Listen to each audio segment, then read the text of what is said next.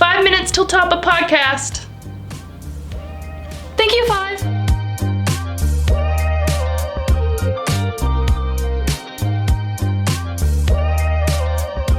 Hey guys! Welcome back to the Curtain Call podcast. My name is Addie. And I'm Mallory. And today on our podcast, we are going to be talking about something in theater called bootleg recordings.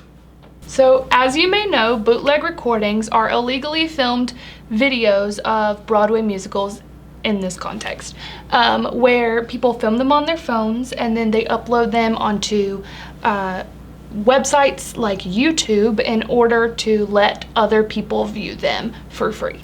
Yeah, and we're sure that if you've been to any sort of Broadway musical, off-Broadway musical, any kind of Broadway tour, or even like community and high school theaters, they still have this. We're sure that you've probably heard the spiel of photo and video are strictly prohibited, and a great example of this is the King from Hamilton, so we're gonna let him take it away.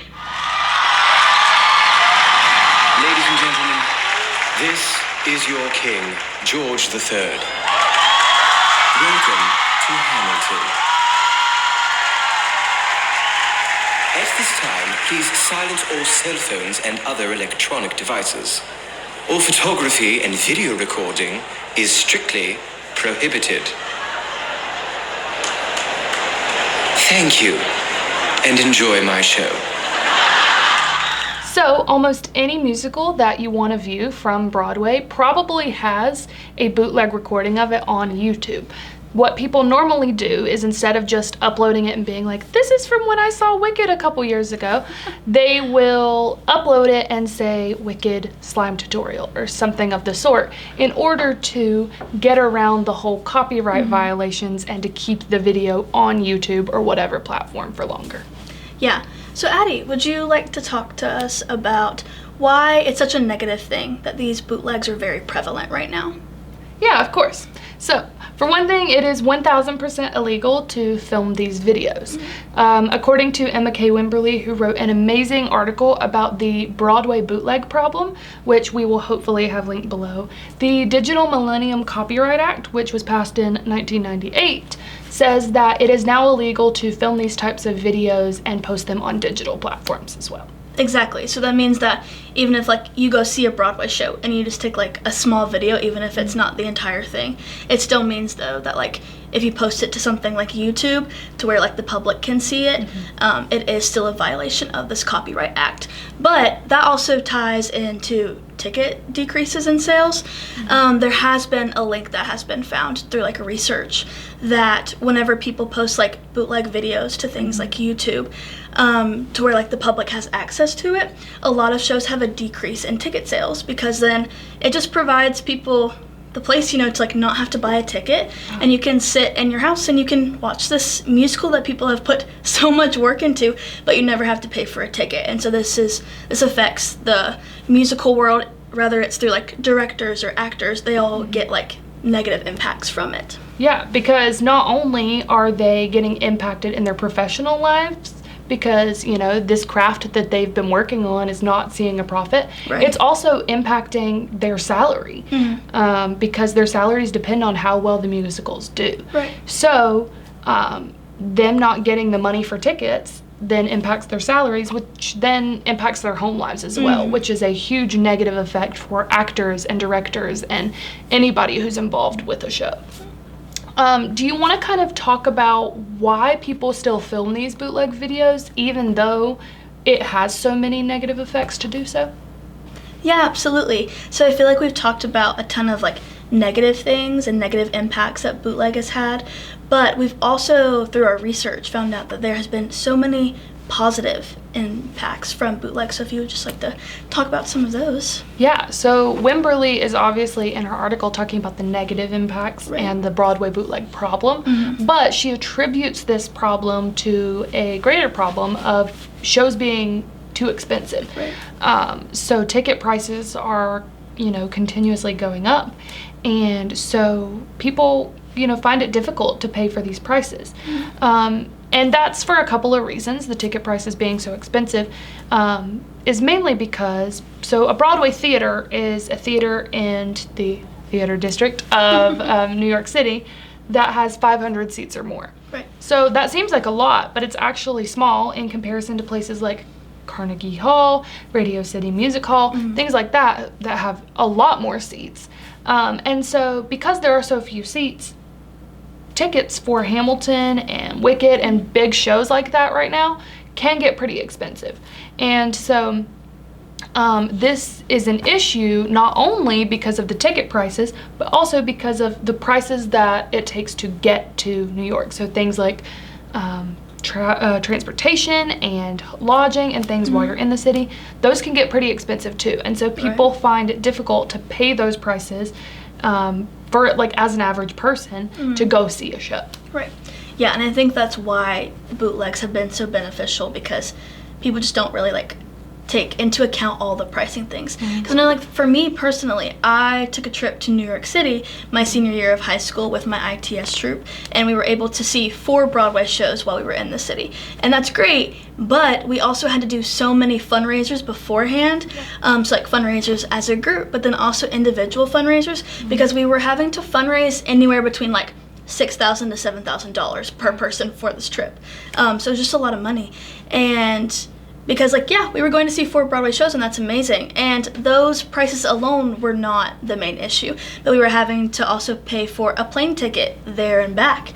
And then we were also having to pay for our lodging, like you talked about. Like, we spent multiple nights in a hotel, and so you also have to pay for that.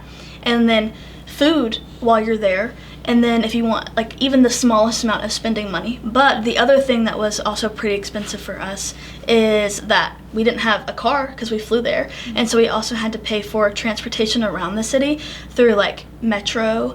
And so there was just a lot of, like, costs that were implemented that people don't really think about whenever you're just like, oh, let's just go see a Broadway show in New York City. And it's just a lot more expensive than you initially think that it's going to be. Right, and like, I've never been to New York City, so I've never seen a Broadway show, but I have seen a couple of tours, like Broadway national tours. And even just seeing those is pretty expensive, especially if you don't live in, you know, the city that you're going to see it in, so that's a travel cost. And, you know, eating while you're there again. And also, like, the tickets for those are also still pretty expensive for the average person. And so even though I haven't been to see one in New York, it's still expensive to go see them on tour too. Yeah, absolutely. And so, yeah, like, that's why a lot of people have decided, hey, I'm gonna go watch this bootleg, or I'm gonna film this because maybe I want to watch it again, or I want to post it so other people can watch it. Right. And I think that's why that's kind of become increasingly popular. Yeah, and then another positive aspect that we found of bootlegs was The Orbital wrote an article about this, and it was talking about how, yes, there are a ton of shows that have, like, negative effects from bootleg because they have, like, a decrease in ticket sales. But then you also have a lot of shows that actually have the flip side of it, and they have an increase in ticket sales because people, like, take a video of this Broadway musical and then they post it for people who have either, like, never seen this show or have been, like, in love with the soundtrack, but they've never gotten to, like, physically see the show. And it just causes people to be able to, like, view this art, view this musical, and fall even more in love with it than they already had. And so then this gives people, like, the opportunity to, like, see it, and they're like, oh, like, okay, I do want to invest in the money, I do want to go to New York City and see the show in person, just because they fall in love with it so much. So. Yeah. So we kind of have a little bit of a secret that we need to admit to you guys. We definitely watch bootlegs All the time on YouTube. And so kind of we want to talk about that and what that looks like, why we do that, and how it has benefited us in different ways. So I watch bootlegs mainly for funsies. I've watched a couple of different snippets of musicals of maybe a specific actress singing a specific song. Yeah. And that was kind of my main reason for watching for the longest time. But then last year when we did Singin' in the Rain, I sadly had never seen the movie before, and I had never seen the stage musical before, and so I did end up watching a bootleg of that. I don't think it was like any, like, professional theater, but I did watch a bootleg of that. And then when they announced Anastasia this year, I definitely watched that bootleg and have a lot since, because it's incredible if you haven't seen it. So yeah, most of my reason for watching is for fun, just because I like to see the shows, and a lot of them are either maybe like not even playing anymore, or, you know, obviously I can't go see a show every time I want to go see Right. one. I wish I could. So yeah, just things like that. Those are the reasons that I end up watching them. Yeah, I remember whenever we were at the improv night, whenever Anastasia got announced, we were sitting together, and then like the second she was like, yeah, we're doing Anastasia, me and you like ran back to your apartment. We're like, okay, we're watching this musical now, because like I have seen the like Broadway musical, and then I've also seen like the movie growing up too, but I remember like you didn't know like really anything about the storyline. No context. Yeah, and so like that was like the first thing that we did, and I remember like it like raised excitement in us whenever we were like, okay, like we're gonna get to do this, like this is so cool. So that was just a really cool experience. But I also feel like throughout that, like being able to go back and watch that film has really impacted the way that we're doing Anastasia now. And not being like, oh, like we're gonna do everything just like Broadway does it, but I just like, I know that like for me personally, I'm working with a character in Anastasia that I'm like not super familiar with, and so for me it's been really helpful to be able to like go back and watch that recording and be like, okay, like who is this character? Because I remember like I was reading through my lines for like a blocking rehearsal that we were going through, and I kept reading like this one line over and over again, and I was like, why does this sound like it's just wrong? And then I was able to go back and watch like the Anastasia slime tutorial of this, and I was like, oh, because the context for this line is completely different than what I thought it was. So again, not to like copy the Broadway musical, but it does like build a foundation, give us a little bit of inspiration, and if we feel like we're stuck in an area, we always have something to like be able to refer back to. And I also feel like I did this in high school as well whenever I got casted in Once on This Island, because I had never seen this musical before. I hadn't even heard about it until they decided that we were doing it. And so for me, I was able to go and like watch a musical and be like, okay, who do I even want to audition for? And then once I got casted at that character, it helped me like make my character me, still like pull in like different character things that they chose to do during like while it was on Broadway. But it also just gave me like, again, like a foundation to build from. And I feel like I was able to be more free with my character, knowing like who the character is supposed to be and like the inspiration behind it. It also gives you like a visual of what things are supposed to look like, or can look like, which is really cool as like a stage manager of like, how did they do this transition? Or, you know, how did they have the stage set up for this? And, you know, sometimes we take it and sometimes we leave it, and that's okay. Like we're building our own show. It's not, you know, the exact same, but having that idea of, oh, this can be done this way, or I have an idea of how I think that can be done better, has been really cool in this process, and I feel like can be really cool in other processes too. And so, yeah, I think it's beneficial for, like you said, like actors who aren't maybe auditioning for Broadway shows, who are doing community and school type theater, to watch those and kind of like learn from them and gain knowledge from them. So I think that's pretty cool. Yeah, and we have bootleg recordings, but then we've also been introduced to something lately, like professional recordings of very popular musicals like Newsies and Hamilton and Waitress. So can you just talk a little bit about like why you think these are beneficial and like the impacts of these professional recordings that we've had recently? Yeah, totally.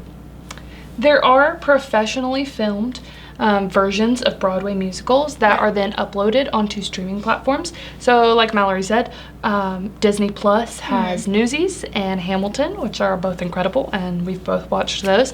And then recently Waitress came onto Max, and we watched that the other night for the first time, and it was really great. And so there are alternatives to these bootlegs that are much more positive, because these are professionally filmed and they're professional quality. You're watching an actual like professional video that you can see everything, and it's not just like a pixel that's filmed from like the top level. It's also like sounds professional, and so that's just even better, and it's easier, it's like better to learn from as well. So it's more professional quality, but also the people who created these and who are in them and the directors and all of that are getting paid for them because they sell the rights to these streaming platforms. So I know you have a little bit of an example about that if you want to kind of talk about it. Yeah, so a perfect example that we found whenever we were doing our research, is that Hamilton not just recently, a little while ago, but it's probably the most recent one, came out on Disney Plus. And so we found a quote from the article, The Orbital, that we talked about earlier. So I just wanted to read it to y'all, just because I feel like they put it perfectly. In terms of musical theater, the release of Hamilton onto Disney Plus was undeniably the most notable move made to allow people to experience theater from the safety of their home, as well as most expensive. Disney paid $75 million for the rights to the show. There have been notably fewer cases of Hamilton being bootlegged ever since. This is obviously a very tricky situation. Clearly, there is an accessibility issue with Broadway, and ticket prices are super expensive. And so some people enjoy watching bootlegs for this reason. Other people enjoy it because it helps them to learn from them and to have those experiences that they wouldn't have gotten to have otherwise. And so while those are positive aspects of bootlegs, there are also negatives where they are taking money out of the pockets of people who created this amazing show, and it's impacting their daily lives. And so it's really difficult when trying to decide on this moral issue of should people film them, should people watch them, which one is correct. Yeah, and I feel like you and I don't necessarily have like a super strong stance on either side of this, because both of us have been able to experience the benefits of watching bootleg videos, but also neither of us are at an area where we feel the negative effects for these. And so I just don't really think that there's necessarily like a right or wrong. Granted, we're not telling you to go and like film a bootleg video. That is illegal. Because it is illegal. We do not condone illegal action. Correct. Don't do that.